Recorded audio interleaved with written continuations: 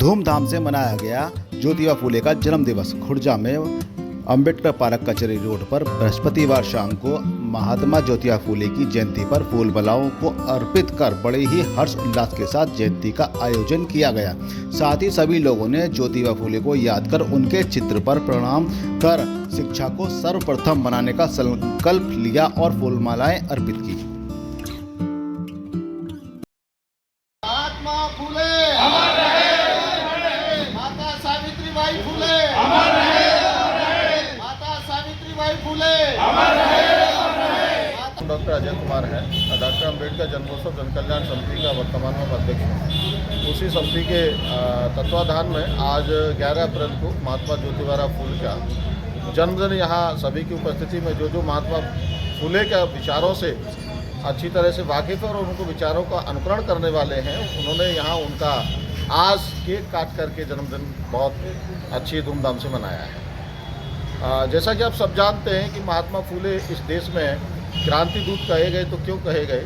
क्योंकि उन्होंने सामाजिक समरसता समानता स्थापित करने के लिए एक क्रांति की अलग जगाई और उनके समय की कई घटनाएं ऐसी हैं जिनसे ये प्रेरणा भी मिलती है और जिनसे ये सीख मिली कि किस तरीके से उन्होंने इस देश में यहाँ जो अछूत पंथा स्पर्शा थी वो किस तरीके से संघर्ष करते रहे और लड़े, और एक स्थिति ऐसी आ गई कि लड़ने के बावजूद उन्हें कहीं ना कहीं जो आज का समाज है, आज का वो समाज जिससे वो लड़ते रहे, वो भी उनको समझने लगा है कि हाँ वाकई महात्मा ज्योतिबा फूले के जो विचार थे वो इस देश में समानता स्थापित करने वाले थे, और समानता स्थापित किए बिना इस देश में समता मैत्री प्रेम बंधुत्व और न्याय स्थापित नहीं हो सकता।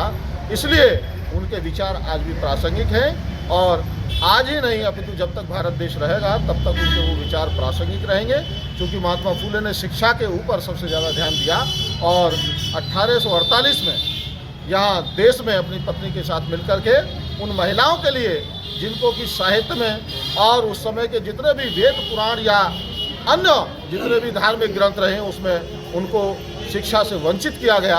क्योंकि ऋग्वेद में लिखा गया कि स्त्री शूद्रो न धीमताम, अर्थात स्त्री को शिक्षा नहीं देनी चाहिए, परंतु इसको मिथक को तोड़ते हुए महात्मा फूले ने अपनी पत्नी को पढ़ाया और एक शिक्षिका बनाया।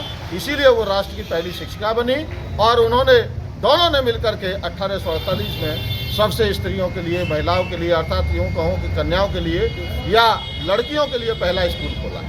तो जो लोग भी इन लड़कियों के पढ़ने के खिलाफ थे उन्होंने विरोध भी किया, और विरोध के बावजूद यहाँ तक हुआ कि उनको जहाँ स्कूल खोलना चाहते थे वहाँ जगह तक नहीं दी गई। तो ऐसी स्थिति में उस्मान शेख और फातिमा बीबी उन्होंने उनको जगह दी और देश का पहला महिलाओं के लिए स्कूल 1848 में महात्मा ज्योतिबा फूले के प्रयासों से और माता सावित्रीबाई फूले के प्रयासों से खोला गया। और उसका परिणाम ये है कि आज हर एक गांव में स्कूल है, हर एक शहर की गली में निश्चित रूप से 1 या 2 प्राइवेट भी स्कूल हैं, और सरकार भी शिक्षा पर ध्यान दे रही है। क्योंकि जब तक ये देश शिक्षित नहीं होगा तब तक विश्व गुरु बनने की कल्पना नहीं की जा सकती। इसलिए मेरा सभी से आग्रह है कि बाबा साहब की भी वो लाइन उसको याद रखें कि बिना शिक्षा के कुछ नहीं हो सकता, तो शिक्षित बनिए। और महात्मा ज्योतिबा फूले ने भी कहा कि विद्या बिना मति गई, मति बिना गति गई, और गति बिना वित्त गया। जो कुछ भी हुआ सब अविद्या के कारण हुआ।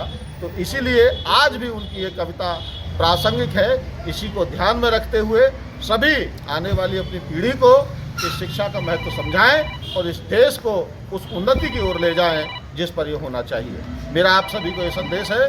जय भीम, जय फूले, जय संविधान, जय भारत।